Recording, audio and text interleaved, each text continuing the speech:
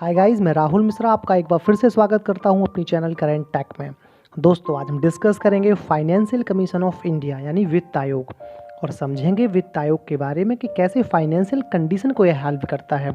दोस्तों, यूपी लेखपाल पर बेस्ड आजकल मैं वीडियो अपलोड कर रहा हूं, तो अगर आप चैनल पर पहली बार विजिट कर रहे हैं तो जाकर के पहले सब्सक्राइब बटन को प्रेस कर दीजिएगा, जिससे नोटिफिकेशन आपको ऑलवेज ही मिलता रहे।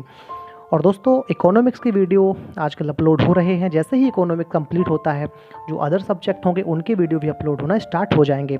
और दोस्तों, जो स्पेशल वीडियो होंगे वो ग्राम विकास पर बेस्ड होंगे, और इसके अलावा दोस्तों पॉलिटी और इकोनॉमिक्स के वीडियो भी अपलोड करते जाएंगे, इसलिए आप वीडियो विजिट करते रहें ऑलवेज ही। चलिए दोस्तों, वीडियो को स्टार्ट करते हैं। दोस्तों, वित्त आयोग जिसका वर्णन संविधान के आर्टिकल 280 में है और यह संविधान के भाग 12 में रखा गया है। दोस्तों, सबसे पहले मैं आपको यहाँ पर क्लियर कर दूँ कि ऐसे निकाय जो संविधान के किसी भी आर्टिकल में रखे गए हों, वो सभी निकाय संवैधानिक होते हैं, उनको हम गैर संवैधानिक नहीं बोल सकते हैं। तो यहाँ पर दोस्तों हम कहेंगे कि जो वित्त आयोग है यही भी एक प्रकार का संवैधानिक निकाय है। मैंने दोस्तों लास्ट वीडियो में आपको डिस्कस किया था, जो योजना आयोग था, राष्ट्रीय विकास परिषद था, वो गैर संवैधानिक निकाय थे। और दोस्तों, वो सभी आपके जो हैं वो आपके संविधान में किसी भी आर्टिकल में नहीं रखे गए हैं, लेकिन वित्त आयोग एक प्रकार का संवैधानिक निकाय है। चलिए दोस्तों, देखते हैं। भारतीय वित्त आयोग की स्थापना 1951 में की गई थी और इसकी स्थापना का उद्देश्य था भारत के केंद्रीय सरकार और राज्य सरकारों के बीच वित्तीय संबंधों को परिभाषित करना। अगर बात करी जाए दोस्तों, तो वित्त आयोग बनाया ही इसलिए गया था कि केंद्र सरकार और राज्य सरकारों के बीच जो राजस्व का वितरण होता है उसको सही तरीके से कैसे किया जाए। तो इसीलिए वित्त आयोग उसमें अपनी एक महत्वपूर्ण भूमिका निभाता है और सही तरीके से वितरण में अपना योगदान देता है। अपनी सिफारिशें राष्ट्रपति को सौंपता है और फिर राष्ट्रपति उसको संसद के समक्ष प्रस्तुत करता है। ऐसे कार्रवाइयाँ आगे प्रारंभ होती जाती हैं। चलिए दोस्तों, हम देखते हैं। वित्त आयोग प्रत्येक 5 वर्ष के बाद नियुक्त किया जाता है। दोस्तों, यहाँ पर मैं आपको क्लियर कर दूं कि इसका सामान्य अवधिकाल 5 वर्ष का है और यह 5 वर्ष के बाद नियुक्त होता है। लेकिन राष्ट्रपति अगर चाहे दोस्तों तो उसको समय से पहले या समय के बाद भी गठित कर सकता है। तो आप इस क्वेश्चन को ऐसे याद रखेंगे कि वित्त आयोग की सामान्य अवधि 5 वर्ष की होती है, लेकिन राष्ट्रपति अगर चाहे दोस्तों, भारत का प्रेसिडेंट है, आर्टिकल 52 में इसका वर्णन है, आर्टिकल 52 में कहा गया है कि भारत का एक राष्ट्रपति होगा। तो अगर राष्ट्रपति चाहे तो यह समय काल से पहले या समय काल के बाद भी गठित किया जा सकता है। इसे दूसरे शब्दों में भी व्यक्त करें कि संविधान में यह नहीं बताया गया है कि आयोग की सिफारिशों के प्रति भारत सरकार बाध्य होगी और आयोग द्वारा की गई सिफारिश के आधार पर राज्यों द्वारा प्राप्त धन को लाभकारी मामलों में लगाने का उसे विधिक अधिकार होगा। दोस्तों, हम इस पहलू को समझते हैं। दोस्तों, संविधान में यह नहीं बताया गया है कि जो वित्त आयोग सिफारिशें करेगा उसे मानने पर भारत सरकार बाध्य होगी। इसका सीधा सा कहने का तात्पर्य यह है कि वित्त आयोग जो भी सिफारिशें देता है, भारत सरकार उसको मानने पर बाध्य नहीं है। भारत सरकार उसको मान भी सकती है और नहीं भी मान सकती है। तो दोस्तों, आर्टिकल 280 फर्स्ट में तो ये कहा गया है कि भारत की विभिन्न प्रकार की फाइनेंशियल कंडीशन के लिए वित्त आयोग ही जिम्मेवार होगा, वित्त आयोग ही उत्तरदायी होगा। और यहाँ पर फिर कहा गया है कि इसकी सिफारिशें भारत सरकार नहीं मानेगी या बाध्य नहीं होगी। तो दोस्तों, ये तो न्यायिक पहलू नहीं हुआ ना। तो दोस्तों, ये आधा न्यायपूर्ण हुआ। इसीलिए हम कहेंगे कि वित्त आयोग अर्ध न्यायिक कार्य करता है।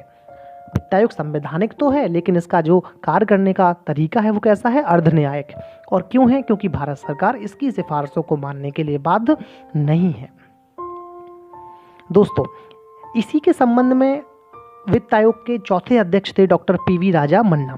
उन्होंने भी एक जिक्र किया था दोस्तों कि वित्त आयोग एक संवैधानिक निकाय तो है, लेकिन अर्ध न्यायिक कार्य करता है तथा इसकी सलाह को भारत सरकार तब तक मानने के लिए बाध्य नहीं होती है जब तक कि कोई आधिकारिक कारण ना हो।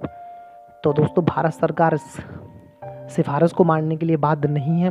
हालांकि मैं ये नहीं कहूँगा कि वो हर बार ही सिफारिश नहीं मानती है। वित्त आयोग की सिफारिशें भारत सरकार मानती है, लेकिन कई बार ऐसे पहलू आ जाते हैं, कई बार ऐसे कुछ कारण रहते हैं कि भारत सरकार सिफारिश मानने से मना भी कर सकती है, और इसके लिए वित्त आयोग कुछ भी भारत सरकार से नहीं कह सकता है।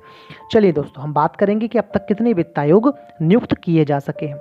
तो दोस्तों, अब तक 15 वित्त आयोग नियुक्त किए जा चुके हैं और वर्तमान में जो वित्त आयोग चल रहा है दोस्तों, वो 15वां वित्त आयोग कार्यरत है। अगर बात करें पहले वित्त आयोग की, तो पहला वित्त आयोग 1951 में बनाया गया था, जिसका समय काल दोस्तों 1952 से लेकर 1957 तक था। ये बहुत ही इंपॉर्टेंट क्वेश्चन है, कई बार डायरेक्ट एग्जाम में पूछ लिया जाता है कि पहला वित्त आयोग का समय काल क्या था। तो इसका समय काल था 1952 से लेकर 1957 तक। कब बनाया गया था? तो 1951 में इसको बनाया गया था। कई बार ये भी क्वेश्चन आ जाता है कि इसके अध्यक्ष कौन थे। तो इसके अध्यक्ष थे दोस्तों केसी नियोगी। पहले वित्त आयोग के अध्यक्ष दोस्तों थे केसी नियोगी। और अगर बात करें वर्तमान में वित्त आयोग के अध्यक्ष कौन है, तो वर्तमान में दोस्तों वित्त आयोग के अध्यक्ष हैं, जो कि 15वां वित्त आयोग यहाँ पर कार्यरत है, तो इसके अध्यक्ष हैं डॉक्टर NK सिंह। और 15वें वित्त आयोग की जो अवधि है दोस्तों, वो आपकी है 2020 से लेकर 2025 तक। चलिए दोस्तों हम आगे बढ़ते हैं। 2017 में नवीनतम वित्त आयोग NK सिंह भारतीय योजना आयोग के भूतपूर्व सदस्य भी रह चुके हैं। इनकी अध्यक्षता में स्थापित किया गया था। वित्त आयोग का कार्यकाल 5 वर्ष का होता है, लेकिन दोस्तों मैं पहले ही बता चुका हूँ, राष्ट्रपति समय से पहले या समय के बाद भी इसको गठित कर सकता है। अगर बात करें वित्त आयोग का गठन एक संवैधानिक निकाय के रूप में अनुच्छेद 280 के अंतर्गत किया जाता है, यानी आर्टिकल 280 में दोस्तों इसका प्रावधान है। चलिए दोस्तों हम डिस्कस करते हैं आगे। यह एक अर्धन्यायिक संस्था होती है। इसका गठन भारत के राष्ट्रपति द्वारा किया जाता है। अर्धन्यायिक संस्था क्यों होती है दोस्तों, ये मैं पहले ही आपको डिस्कस कर चुका हूं कि भारत सरकार इसकी सिफारिशें मानने के लिए बाध्य नहीं होती है, इसलिए एक प्रकार का ये अर्धन्यायिक संस्था के रूप में जानी जाती है। अगर बात करें भारत में वित्त आयोग का गठन किस अधिनियम के अंतर्गत किया गया है, तो दोस्तों भारत में वित्त आयोग यानी फाइनेंशियल कमीशन का गठन वित्त आयोग एक्ट 1951 के अंतर्गत किया गया है। और क्यों किया गया है इसके बारे में हम डिस्कस कर ही चुके हैं, राजस्व का सही तरीके से वितरण करने के लिए। दोस्तों 1993 में बहुत ही इंपॉर्टेंट फैक्ट है दोस्तों, ये इसको ऐड करना बहुत ही ज़रूरी है, इसको माइंड में आप सेट कर लें बिल्कुल। 1993 में भारत के सभी राज्यों में राज्य वित्त आयोग का गठन भी किया जाने लगा, यानी 1993 से पहले राज्यों में वित्त आयोग नहीं होता था। और उसका कारण ये भी रहा दोस्तों कि पंचायती राज अधिनियम आए, उनको संस्थागत किया गया संशोधन करके, 73वां संविधान संशोधन और 74वां संशोधन। तो दोस्तों पंचायतों को एक संवैधानिक दर्जा प्रदान किया गया, इसलिए राज्यों में भी राज्य वित्त आयोग का गठन किया जाने लगा। दोस्तों अगर हम बात करें वित्त आयोग में कितने अध्यक्ष होते हैं, कितने सदस्य होते हैं, तो वित्त आयोग में एक अध्यक्ष होता है और 4 अन्य सदस्य होते हैं, जिनकी नियुक्ति किसके द्वारा होती है, राष्ट्रपति के द्वारा नियुक्ति होती है। दोस्तों यहाँ पर आप पॉइंट बाय पॉइंट क्वेश्चन बनते ही चले जा रहे हैं, सारे ही मोस्ट फैक्ट हैं दोस्तों। डायरेक्ट एग्जाम में क्वेश्चन आ सकता है कि वित्त आयोग में कितने सदस्य होते हैं, तो 4 सदस्य होते हैं। और सदस्य हो या अध्यक्ष, इन सभी की नियुक्ति भारत के राष्ट्रपति के द्वारा की जाती है। अगर बात करें सदस्यों के बारे में, तो सदस्य 2 पूर्णकालीन होते हैं, जबकि 2 सदस्य अंशकालीन होते हैं, यानी 2 सदस्य एक पूरी अवधि को संपन्न करते हैं, जबकि 2 सदस्य कुछ समय के लिए ही बनाए जाते हैं। अगर बात करें वित्त आयोग के कार्यों के बारे में, तो भारत के राष्ट्रपति को यह सिफारिश करना कि संघ एवं राज्यों के बीच जो टैक्स होते हैं उनकी शुद्ध प्राप्तियों को कैसे वितरित किया जाए एवं राज्यों के बीच ऐसे आगमों का आवंटन किया जाए। बड़ी ही इंपॉर्टेंट फैक्ट है इसका। डायरेक्ट एग्जाम में क्वेश्चन आ सकता है कि राज्यों के बीच करों की शुद्ध प्राप्तियों को वितरण करने की भूमिका किसकी होती है, या राष्ट्रपति को यह सिफारिश कौन करता है। तो डायरेक्ट आपको आंसर लगाना है वित्त आयोग यह सिफारिश करता है। यहाँ पर और कार्यों के बारे में हम यहाँ पर चर्चा करते हैं।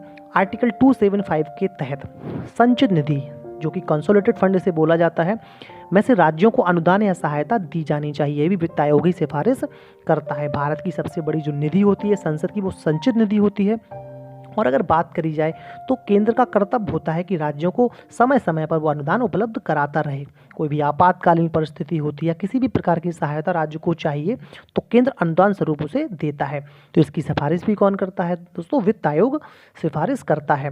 राज्य वित्त आयोग द्वारा की गई सिफारिशों के आधार पर पंचायतों व नगरपालिकाओं के संसाधनों की आपूर्ति के लिए भी राज्य की संचित निधि से संवर्धन के लिए आवश्यक कदमों की सिफारिश करना इसका प्रमुख कर्तव्य होता है। राष्ट्रपति द्वारा प्रदत्त अन्य कोई विशिष्ट निर्देश जो देश के सृजन वित्त के हित में हो, वो सभी भी वित्त आयोग ही दोस्तों देखता है। आयोग अपनी रिपोर्ट किसे सौंपता है, तो राष्ट्रपति को सौंपता है, जिसे राष्ट्रपति द्वारा संसद के दोनों सदनों में रखवाया जाता है। तो अगर यहाँ से क्वेश्चन बने कि वित्त आयोग अपनी रिपोर्ट किसे सौंपता है, तो राष्ट्रपति को सौंपता है, जिसे राष्ट्रपति द्वारा संसद के दोनों सदनों में यानी राज्यसभा और लोकसभा में रखवाया जाता है। यानी राज्यसभा आर्टिकल 80 और लोकसभा आर्टिकल 81, संसद के दोनों सदनों के समक्ष इसको रखवाया जाता है। अगर डायरेक्ट आपसे एग्जाम में क्वेश्चन पूछा जाए कि वित्त आयोग अपनी रिपोर्ट किसे सौंपता है, तो राष्ट्रपति को सौंपता है। किसके समक्ष रखवाया जाता है, संसद के किस सदन के समक्ष वो रिपोर्ट रखी जाती है, तो संसद के दोनों सदनों के समक्ष वो रिपोर्ट रखी जाती है। चलिए दोस्तों, हम और यहाँ पर कार्य जानते हैं वित्त आयोग के।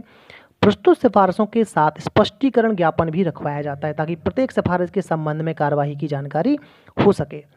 वित्त आयोग द्वारा की गई सिफारिशें सलाहकारी प्रवृत्ति की होती हैं, इन्हें मानना न मानना सरकार पर निर्भर करता है। पहले ही डिस्कस कर चुके हैं, एक प्रकार का अर्धन्यायिक एक संस्थान के रूप में कार्य करता है। अगर हम बात करें राज्य के वित्त आयोग के कार्यों के बारे में दोस्तों, तो भारतीय संविधान के आर्टिकल 243I तथा आर्टिकल 24Y में आयोग के गठन के लिए प्रावधान किया गया है। मैं पहले ही बता चुका हूँ आपका 1993 में राज्यों के लिए जो वित्त आयोग था उसके गठन का प्रावधान शुरू हुआ था, इसलिए इंपॉर्टेंट क्वेश्चन है दोस्तों। अगर आर्टिकल पूछ लिया जाए तो 243 में इसको रखा गया है। खंड वाइज अगर देखें तो 243I में और 243Y में इसको रखा गया है। राज्य वित्त आयोगों का गठन प्रत्येक 5 वर्ष के आधार पर किया जाता है। सेम कंडीशन रहेगी केंद्र के लिए भी और राज्य के लिए भी, लेकिन वहाँ पर केंद्र सरकार यानी केंद्र वित्त आयोग का गठन राष्ट्रपति करता था और यहाँ पर कौन करता है दोस्तों, राज्यपाल करता है। इसे आप ऐसे याद रख सकते हो, केंद्र की व्यवस्थापिका का जो प्रमुख प्रधान होता है वो राष्ट्रपति होता है, या केंद्र की जो कार्यपालिका शक्ति होती है वो राष्ट्रपति में निहित होती है, और राज्य की कार्यपालिका शक्ति किस में निहित होती है, तो राज्यपाल में निहित होती है। आप ऐसे इसको याद रख सकते हो। अगर हम बात करें दोस्तों, राज्य वित्त आयोग का प्रमुख कार्य जो होता है वो पंचायतों तथा नगर पालिकाओं की वित्तीय स्थिति की समीक्षा करना होता है। राज्य वित्त आयोग में सामान्यतः अध्यक्ष होता है, सदस्य होता है और प्रमुख सचिव व अन्य सदस्य भी इसमें शामिल होते हैं। अगर दोस्तों हम बात करें, राज्य वित्त आयोग केंद्र सरकार द्वारा निर्धारित वित्त आयोग की सिफारिशों के अनुरूप अनुदान भी प्राप्त करता है। संचय निधि से राज्य में विभिन्न पंचायती राज संस्थाओं नगर निकायों को धन आवंटन का कार्य भी ये करता है। तो लगभग कार्य समान ही है, लेकिन ये राज्य स्तर पर कार्य किए जाते हैं वित्त आयोग के द्वारा, और वहाँ पर केंद्र वित्त आयोग में केंद्र व राज्य दोनों के मध्य अनुदानों के मध्य कार्य किए जाते हैं दोस्तों। यहाँ पर अगर देखें तो वित्तीय मुद्दों के संबंध में राज्य और केंद्रीय सरकारों के बीच एक मध्यस्थ के रूप में कार्य करता है। राज्य सरकार द्वारा जो फीस टोल के रूप में वसूली की गई निधि होती है, राज्य के विभिन्न नगर निकायों तथा पंचायती राज संस्थानों के बीच को वितरित करता है। आपने देखा होगा दोस्तों, जो टोल जो प्लाजा होते हैं दोस्तों, राज्य सरकार के द्वारा पथकर जिसे हम बोलते हैं, जो टैक्सेस जमा होते हैं, जो राज्य सरकार के टैक्सेस होते हैं, या नगर निकाय आपने देखे होंगे जिसमें नगर निगम आता है, नगर पालिका परिषद आता है या नगर पंचायत आता है, तो उनके द्वारा जो टैक्सेस वसूले जाते हैं पंचायती राज संस्थानों के जो भी हों दोस्तों, तो ये वितरण करने का काम जो है वो राज्य वित्त आयोग का ही होता है कि वो कैसे वितरित किए जाएं। चलिए दोस्तों, अब हम जानते हैं अब तक के वित्त आयोगों के बारे में। अगर बात करी जाए दोस्तों, तो अब तक कुल 15 वित्त आयोग नियुक्त किए जा चुके हैं और वर्तमान में अभी 15वां वित्त आयोग ही कार्य कर रहा है। अगर बात करें इसमें से इंपॉर्टेंट फैक्ट कौन कौन से हो सकते हैं कि आपको 15 वित्त आयोग याद करने पड़ेंगे, तो बिल्कुल नहीं करने पड़ेंगे। कुछ इंपॉर्टेंट फैक्ट होते हैं वो मैं आपको कंफर्म करा देता हूं। इसमें से आपको याद करना पड़ेगा पहला वित्त आयोग, जिसका समयकाल 1951 था।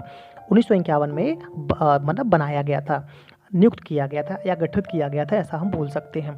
इसके अध्यक्ष कौन थे, तो इसके अध्यक्ष थे केसी नियोगी। समयावधि क्या थी, 1952 से 1957 तक। बहुत ही मोस्ट है, डायरेक्ट क्वेश्चन कई बार एग्जाम में पूछा गया है। इसका समयकाल, इसके अध्यक्ष पूछे गए हैं और एक कब बनाया गया था। ये तीनों चार क्वेश्चन दोस्तों जो हैं सब क्वेश्चन आ चुके हैं एग्जाम में, इसलिए ये वाला इंपॉर्टेंट है आपका। अगर हम बात करें तो 15वां वित्त आयोग इंपॉर्टेंट है। क्वेश्चन आ सकता है कि वर्तमान में कौन सा वित्त आयोग चल रहा है, तो 15वां वित्त आयोग चल रहा है और समय इसका दोस्तों है आपका 2017 में इसको गठित किया गया था। अगर बात करें 2020 से लेकर 2025 तक इसका गाइज, अगर इसमें से और भी मोस्ट हम फैक्ट देखें तो आप इसमें से 14वां वित्त आयोग भी याद कर सकते हो। ये भी इम्पोर्टेंट है क्योंकि हाल फिलहाल में ये समाप्त हुआ है। 2012 में गठित किया गया था। YV रेड्डी इसके अध्यक्ष थे और इसका समयकाल दोस्तों 2015 से लेकर 2020 तक चला था। तो ये भी इम्पोर्टेंट है आपका। 13वां वित्त आयोग भी याद कर लेना, 2007 में गठित हुआ था। विजय केलकर इसके अध्यक्ष थे। 2010 में गठित हुआ था, 2010 से 2015 तक इसका समयकाल था, जबकि 2007 में गठित हुआ था।